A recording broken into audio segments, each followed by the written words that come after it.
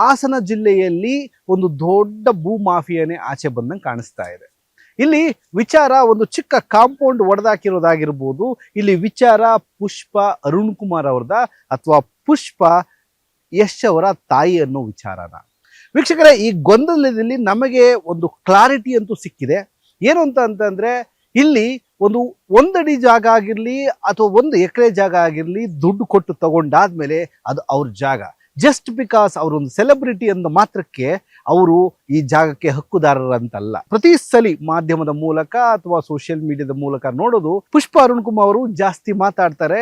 ಪುಷ್ಪ ಅರುಣ್ ಕುಮಾರ್ ಅವರು ಅಂತಂದ್ರೆ ಏನೋ ಒಂದು ಕೆಟ್ಟ ರೀತಿಯಲ್ಲಿ ಬಿಂಬಿಸುವಂತಹ ರೀತಿ ಮಾಡ್ತಾರೆ.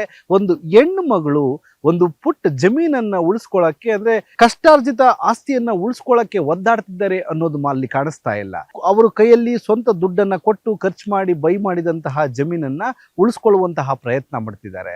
ಆದ್ರೆ ಇಲ್ಲಿ ನಾವು ಕೊಡ್ತಿರುವಂತಹ ನೆರೇಷನ್ ಆದ್ರೂ ಅಥವಾ ಜನಗಳು ಕೊಡ್ತಿರುವಂತಹ ನೆರೇಷನ್ ಆದ್ರೂ ಯಾಕೆ ಒಂದು ಸೆಲೆಬ್ರಿಟಿ ತಾಯಿಗೆ ನಮ್ಮ ವಿಜಯವಾಹಿನಿ ನ್ಯೂಸ್ ಚಾನೆಲ್ನಲ್ಲಿ ಪ್ರಮೋಷನ್, ಜಾಹೀರಾತು, ಅಡ್ವರ್ಟೈಸ್ಮೆಂಟ್ ನೀಡಲು ಸಂಪರ್ಕಿಸಿ 9535808456.